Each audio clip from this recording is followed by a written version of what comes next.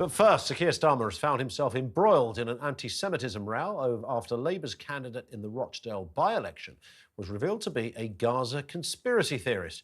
This is councillor Azhar Ali, who was secretly recorded claiming Israel had, quote, allowed the October 7th massacre to give it the green light to invade the enclave.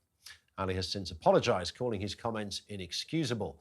The campaign against anti-Semitism last night branded Labour's stance obscene and said the failure to boot out Ali made a mockery of Starmer's claims to have dealt with the party's ugly anti-Semitism problem. But Labour frontbenchers have rushed to his defence, with MP Pat McFadden saying he hopes Ali has learned a good lesson, and Shadow Minister Nick Thomas-Symonds suggesting the candidate had fallen for an online conspiracy theory.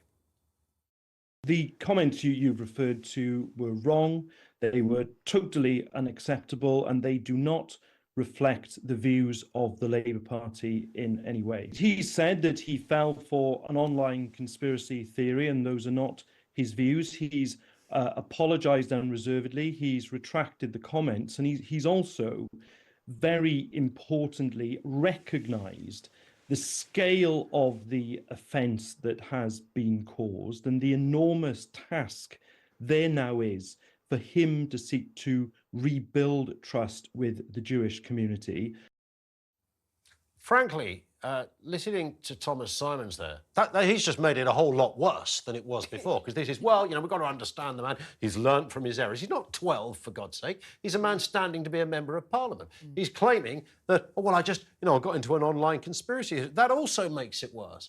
These are very well-known conspiracy theories. They're not uncommon. They're out there all over the place for years, particularly within the area of Israeli, Jewish kind of politics, geopolitics. It's been a big area where people have tried to find and pluck. As you know, James, we've talked about it many times, to pluck out conspiracy theories, whether it's people running the media or bankers, and here's just another one. The fact this man didn't know it, the fact that Thomas-Symonds can stand and go public and say, well, he's learnt his lessons.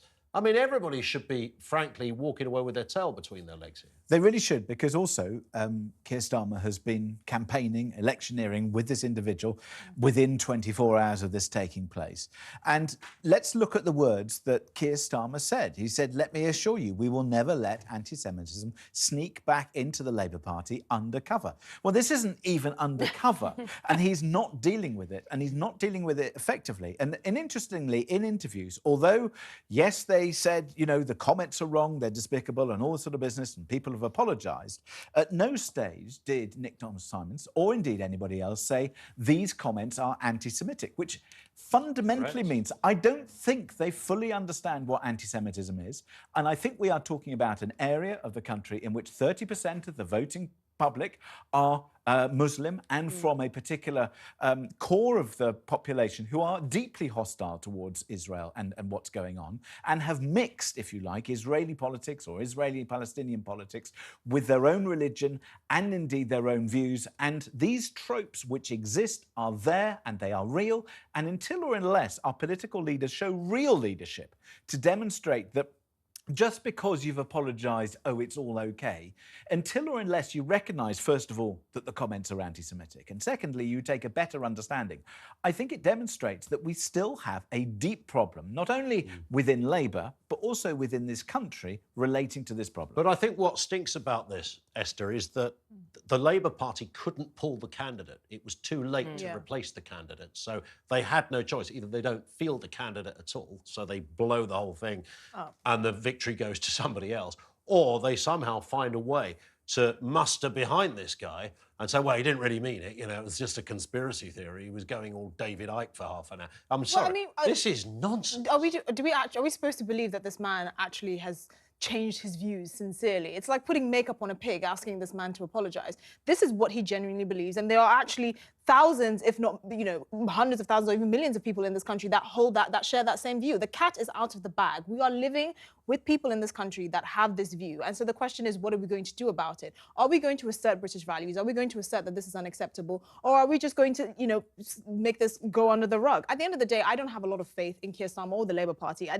Keir Starmer is the same politician who used the tragic death of a teenage trans girl to effectively play such pathetic politics, right? This is not a man who's mature enough to have the real conversation we need to have, which is there are people in this country that do not share our values, that are happy to stand in the streets of our capital and shout jihad and other horrible, hostile things, and not have the kind of mature conversation we should be having about this if we're even willing to do that. So I don't have a lot of faith, frankly, and asking him to apologise is pointless.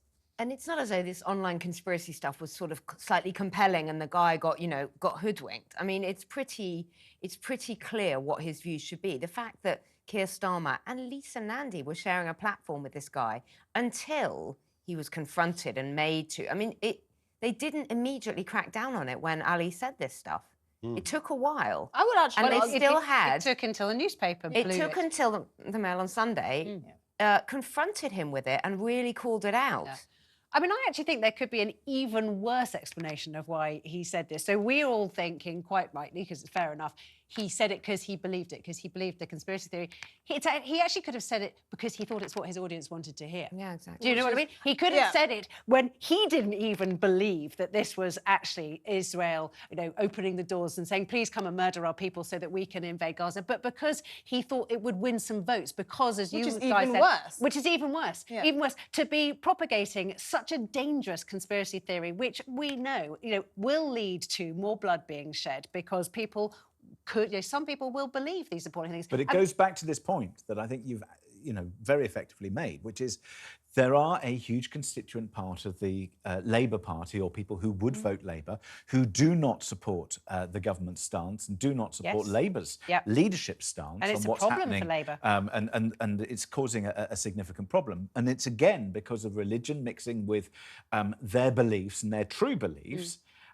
And indeed, these anti-Semitic tropes, which have never been removed out of our society and called out, Esther, as you correctly say, we have to call it out when we see it. And Labour should absolutely pull this candidate. I know that means that they can't then field another candidate and they're going to kind of pull funding. But then that would probably mean George Galloway winning. They need to make a point of this and actually pull the candidate and say, you know what, enough is enough. We're going to just have to concede defeat.